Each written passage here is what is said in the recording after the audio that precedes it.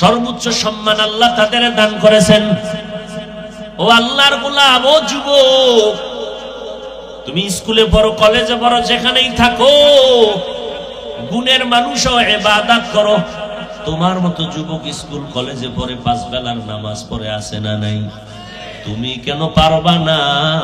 তোমার মতো কত যুবক র্যাব, আর্মি, পুলিশ, বিডিআরের চাকরি করে নামাজ ছাড়ে না, তুমি কেন পারো না? তোমার আমার মতো কত সন্তান রাস্তায় গাড়ি চালায়, নামাজ ছাড়ে না, তুমি কেন পারো না? ও যুবক, তোমার আমার মতো কত সন্তান, তাকায় দেখো, নদীর মধ্যে মাছ ধরে নামাজ পড়ে, জমিনে কৃষি কাজ করে, নামাজ ছাড়ে না। ও বৃদ্ধ বাবাজিরা, আপনার মতো কত বুড়া মানুষ হাতের মধ্যে লাঠি নিয়ে মসজিদে গিয়া 5 বেলার নামাজ পড়ে, নামাজ ছাড়ে না, আপনারা কেন পারবেন না? আম্মা জান, ও আম্মা জানেরা, আপনাদের এত মর্যাদা, এই যে আপনাদের সন্তানদের কত কথাই না শোনায়া গেলাম, এগুলো বাস্তবায়ন করার জন্য আম্মা জানের অবদান লাগবে, দোয়া লাগবে, না হয় হবে না। এই জমিনে যত ভালো ভালো সন্তান আসছে একমাত্র মায়ের দোয়া, মায়ের মেহনতের কারণে। এই দুনিয়াতে যত সন্তান, এই জন্যই তো মা আপনাদের অনেক দাম, অনেক মর্যাদা আল্লাহ দিয়েছেন, কারণ আপনারা নবীদের মায়ের মতো মা, সাহাবায়ে কেরামের মায়ের মতো মা। এরে আম্মা জান, আপনারা আলেম হাফেজে কোরআনের মায়ের মতো মা। এই যে মাদ্রাসার স্টেজে আজকে কয়েকটা ছাত্র, ছোট ছোট বাচ্চা, একটা ছেলে 9 মাসে কোরআন মুখস্থ করেছে, মাথায় পাগড়ি পাইল, ওর মা ওর বাবার কপাল কত ধন্য। আপনাদের কি মনে চায় না রে আম্মা জান? এই সন্তানগুলোর মা বাবার কলিজা কতই যে ধন্য। এরে আম্মা জান, আপনাদের জীবনটা অনেক ধন্য জীবন, অনেক মর্যাদা আপনাদের। আপনারা খাদিজা রাদিয়াল্লাহু তাআলা আনহার মতো নারী, ফাতেমা রাদিয়াল্লাহু তাআলা আনহার মতো দামি নারী। ও আম্মা জান, আপনারা আয়েশা রাদিয়াল্লাহু তাআলা আনহার মতো দামি নারী। ইসমাঈল নবীর মা হাজরা আলাইহা সালামের মতো দামি নারী। ও আম্মা জান, আপনারা ঈসা নবীর মা মারিয়াম আলাইহা সালামের মতো দামি নারী। আপনারা ওই বেঈমান ফেরাউন, যেই ফেরাউন আল্লাহর সাথে চ্যালেঞ্জ দিয়া নিজের খোদা দাবি করলো, তার ঘরে তার আপন স্ত্রীর নাম কি? আসিয়া।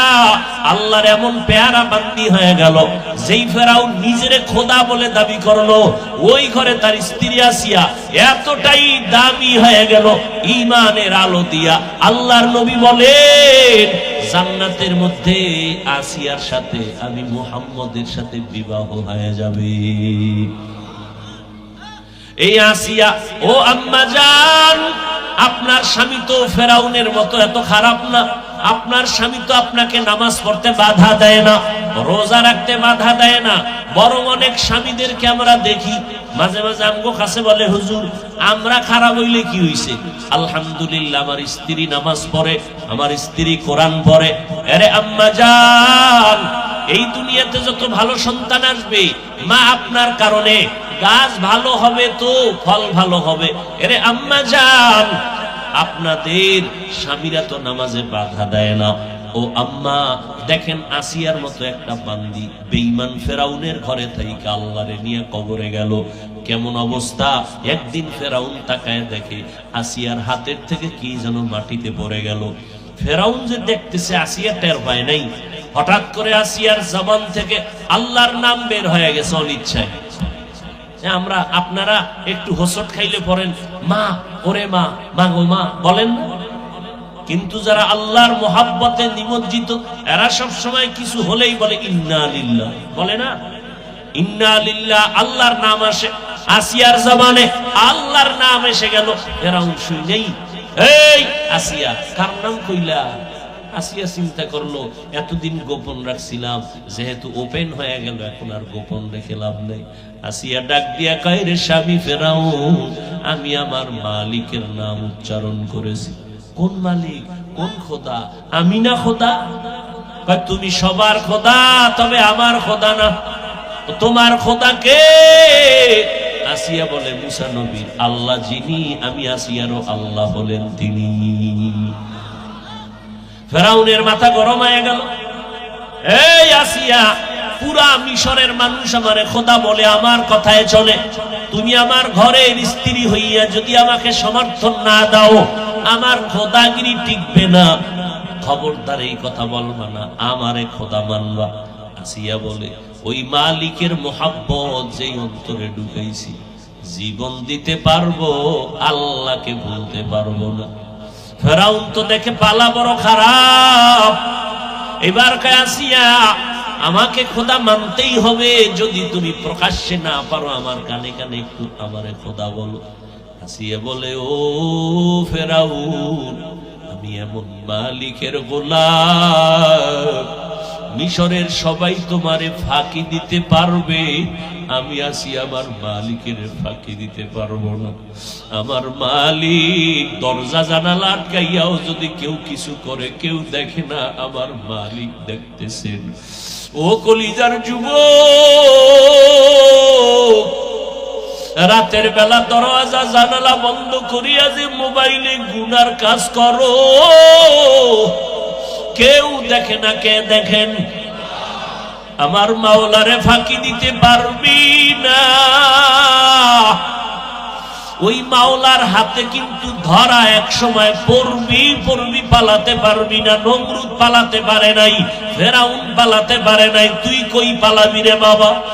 এখনো সময় আছে, তওবা করিয়া ফিরিয়া যাও। এখনো সময় আছে, তওবা করো, আল্লাহকে ডাকো আর বলো, হে মালিক, জীবনে গুনাহ কম করি নাই, হাতের গুনাহ, চোখের গুনাহ, পায়ের গুনাহ, অন্তরের কল্পনার গুনাহ, আজকে থেকে তওবা করে নাও রে বাবা। আল্লাহর কোরআনটা মিথ্যা মনে করিও না, নবীর কথা মিথ্যা মনে করিও না রে বাবা। ও দুনিয়ার মুসলমান, লক্ষ লক্ষ নবীরা মিথ্যাবাদী হতে পারেন না, লক্ষ লক্ষ সাহাবায়ে কেরাম মিথ্যা কথা বলতে পারেন না। এক দুইজনে মিথ্যা বললে বোঝা যায়, মানা যায়। লক্ষ লক্ষ তাবিনরা মিথ্যা বলতে পারেন না, লক্ষ লক্ষ তাবিনরা আল্লাহ সম্পর্কে, জান্নাত জাহান্নাম সম্পর্কে মিথ্যা বলতে পারেন না। কোটি কোটি কোটি উলামায়ে কেরাম মিথ্যা বলতে পারেন না। সব কান্না কান্না পাও ধরে ধরে ধরে ধরে বুঝায় গেলেন, ওরে আমার নবীজির কোনো গুনাহ নাই। সেই নবীও চোখের পানি ছেড়ে কাঁদেন, হাসরের ময়দানে আমার উম্মতের কি উপায় হবে? জান্নাতের টিকিট পাইয়া এরপর আবু বকর নামাজে দাঁড়ায় সারা রাত কাঁদলেন। ও আবু বকর কাঁদেন কেন? বলে আল্লাহর আদালতে কেমনে দাঁড়ায় জবাব দিব। ওমরে ফারুক জান্নাতের টিকিট পেয়ে জীবন ভর কান্না করলেন, জাহান্নামের আযাব কেমনে সহ্য করব। ও পর্দার আড়ালের আম্মা জান, আপনার মতো কত মা 5 ওয়াক্ত নামাজ পড়ে, স্বামীর মাল হেফাজত করে, সন্তানগুলো আদর্শওয়ালা বানানোর চেষ্টা করে, আপনারা কেন পারবেন না রে মা? আসিয়াকে ফেরাউন ধমক দেয়, আসিয়া মাথা বাঁকা করে না, বলে ফেরাউন আমার মরণ যদি হয় আমি আমার মাওলারে আর ছাড়ব না। আমি মজা পেয়ে গেছি, আমার আসল মালিকের আমি খুঁজে পেয়েছি। ফেরাউন বলে আসিয়া রেডি হও, তোমার জন্য শাস্তি, তোমার শেষ পরিণাম ফাঁসি দেওয়া হবে। আসিয়া কয় দাও। ফেরাউন এখন অত্যাচার শুরু করলো, টাইম মতো খানা দেয় না, হাত পা বেঁধে রাখে, কষ্ট আর কষ্ট, ঘুমানোর জায়গা দেয় না। এইভাবে করে করে এক সময় ফাঁসির ঘোষণা দিয়ে দিল। হাজারো মানুষ রেডি হয়ে গেল দেখতে আসিয়ার ফাঁসি হবে। ফেরাউন খোদার স্ত্রী আসিয়াকে যখন শুলিবিদ্ধ করানোর জন্য সব রেডি, আসিয়াকে ফাঁসির মঞ্চে নিয়ে যাবে। আসিয়া কান্না করে আর মালিকের কয়, মালিক ধৈর্য যেন হারায় না যায়, এই ভয়ে যেন তোমাকে ভুলিয়া না যাই। হঠাৎ দেখি মূসা নবী হাঁটিয়া যায়। ও নবী মূসা, আপনি জানেননি আমি আসিয়ার কি হালাত? বলে হ্যাঁ শুনছি তোমার ফাঁসি হয়ে যাবে। বলে আমি তো চলিয়া যাব, দোয়া করবেন, তবে একটু আমারে বলবেননি, আপনি তো আল্লাহর সাথে ফাঁকে ফাঁকে কথা বলেন, একটু বলেন আমার আল্লাহ আমি আসিয়ার উপরে এখন কেমন অবস্থানে আছে। আল্লাহর নবী মুসা কয় রে আসিয়া, আল্লাহ তোমার উপরে সব সময়ের জন্য রাজি আর খুশি হয়ে গেছেন। আসিয়া এই কথা শুই না আসমানে দুইটা হাত উঠাইয়া কান্না শুরু করলেন। ক্বালাত রব্বি বিনিলি ইনদাকা বাইতান ফিল জান্নাহ ওয়া নাজ্জিনি মিন ফিরআউনা ওয়া আমালিহি ওয়া নাজ্জিনি মিনাল কওমিজ জালিমিন। আসিয়া ডাক দিয়া কয় আমার মালিক, এত বড় এক দেশের খোদা দাবিদার ফেরাউনের স্ত্রী হইয়াও তোমার মোহাব্বতের কারণে আজ আমার আরামের জায়গাও দিল না, খানা বন্ধ করে দিল, ঘুমের জায়গা বন্ধ করে দিল। ও আল্লাহ দুঃখ নাই, তোমার মায়া আর মোহাব্বতের কারণে দুনিয়ায় কষ্ট, তবে তোমার কাছে আমার দিলের তামান্না রে আল্লাহ, তোমার কাছে একটা জান্নাতে আমার ঘর বানাইয়া দাও। ও আল্লাহ দুনিয়ার আরামের ঘর পাই নাই, তোমার পার্শ্বে জান্নাতে একটা ঘর বানাইয়া দিও। ক্বালাত রব্বি ইবনিলি ইনদাকা বাইতান ফিল জান্নাহ, কোরআনের আয়াত। আল্লাহ তাআলা আসিয়ার কলবের চক্ষু খুলিয়া দিলেন, আসিয়ার কান্না বন্ধ, এখন ফাঁসির মঞ্চে যাবে। আসিয়া মুস্কি মুস্কি হাসা শুরু করলেন। ফেরাউন ডাক দিয়া কয় রে আসিয়া, এখন তোমার ফাঁসি হবে, বিপদ, তুমি এখন কান্না বন্ধ করে হাসো কেন? আসিয়া ডাক দিয়া কয় রে ফেরাউন, জানো না আমার কলবের চোখ আমার আল্লাহ খুলিয়া দিছেন, আমি কান্না করে মাওলার কাছে যা চাইছি আমি এখন তাকাইয়া সব নিজে দেখতে আসি, আমার কলবের চক্ষু দিয়া তাকায় দেখতেছি ও আসমানের দিকে আমার জান্নাতের সেই ঘর, লক্ষ লক্ষ ফেরেশতারা অপেক্ষায় আছে, আমার ইন্তেকালের পরে আমার রূহটা জান্নাতে নিয়ে মালিকের মোলাকাতে চলে যাব। আমি এখন বড় খুশি, এ দুনিয়া আমার কাছে মোটেও দাম নাই, আমারে ফাঁসি দাও, আমি জান্নাতের মধ্যে চলে যাব। লক্ষ লক্ষ ফেরেশতা আমি দেখতেছি আমার অপেক্ষায় তারা আছে, আমারে ফাঁসি দিয়ে দাও।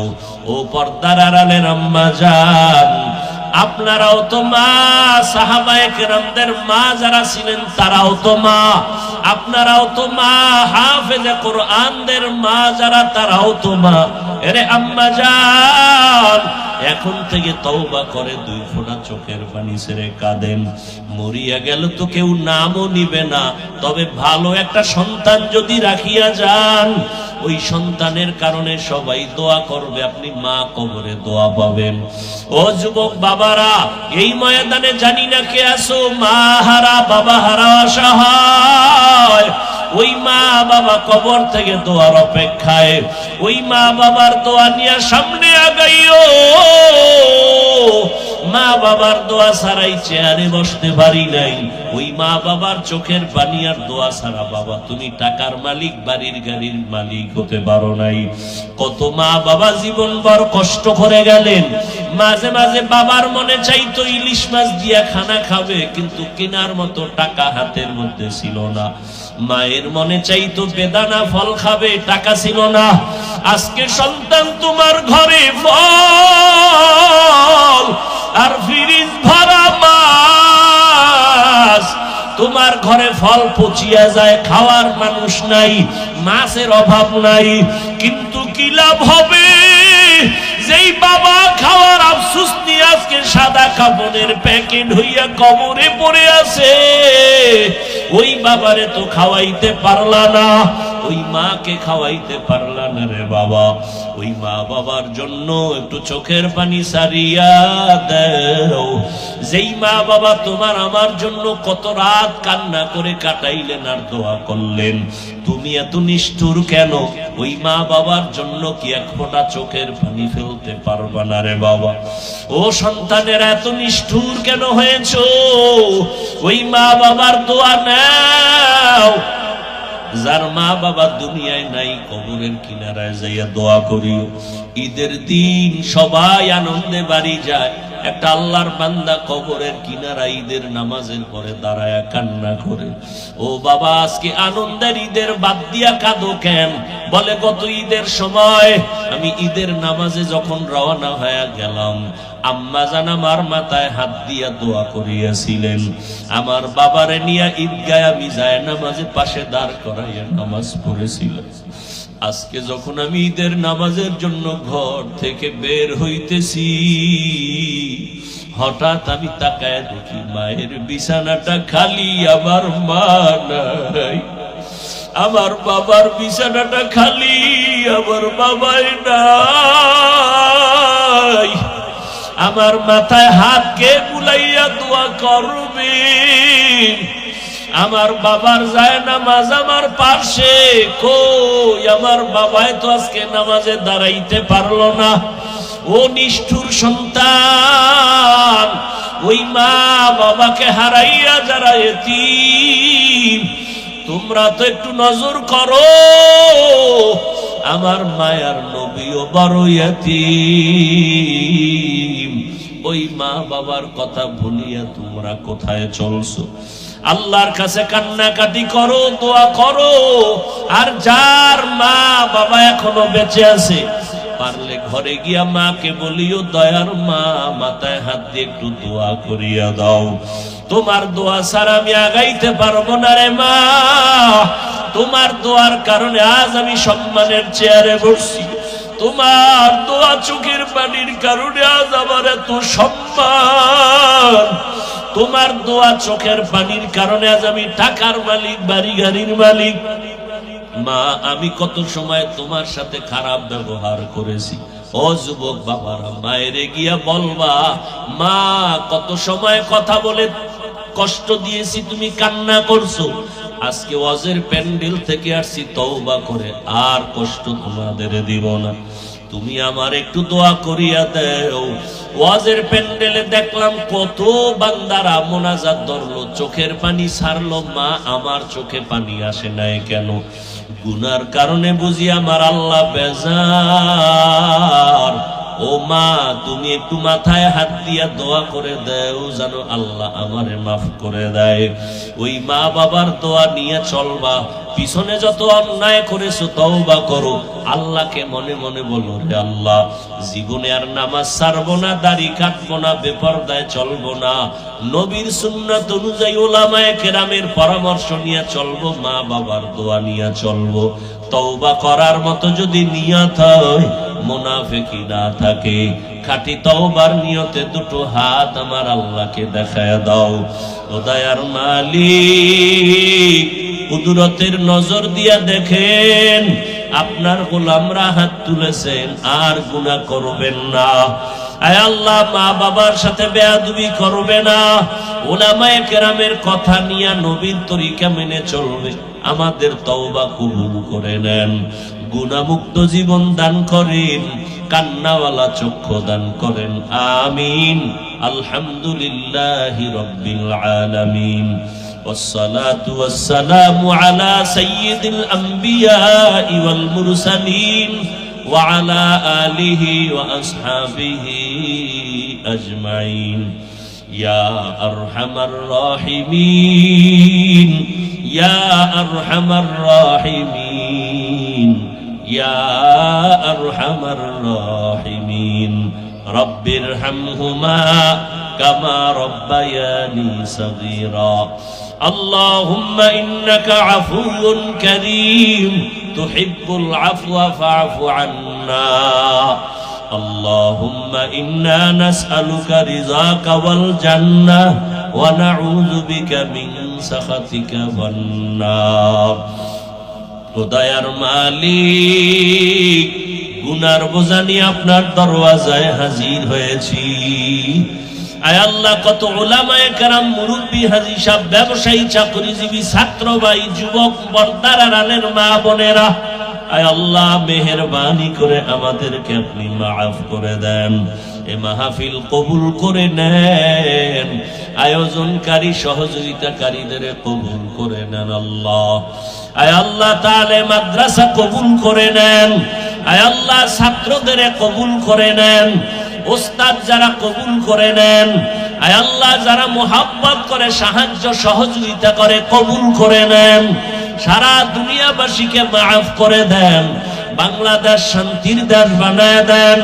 আয় আল্লাহ ফিলিস্তিনের মুসলমানদের উপরে রহমত নাজিল করেন, মাজলুমদেরকে হেফাজত করেন, ইসরায়েলের জালেমদেরকে দমন করে দেন আল্লাহ।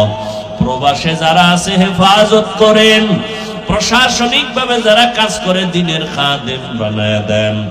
আয় আল্লাহ মা বোনদের আবেদা পর্দা নিশি বানায় দেন, সন্তানগুলো নেককার বানায় দেন, মা বাবার বাধ্যগত বানায় দেন। আয় আল্লাহ সবার কামাই রুজি ব্যবসা চাকরিতে বরকত বানায় দেন। আয় আল্লাহ অভাব দূর করে দেন। আয় আল্লাহ ঋণ আদায়ের ব্যবস্থা করে দেন। আয় আল্লাহ আমার কলিজার টুকরা যুবক 5 ওয়াক্ত নামাজি বানায় দেন, মোবাইলের গুনাহের থেকে হেফাজত করেন, ঘরে ঘরে সুন্নতের বাতি জ্বালায়া দেন।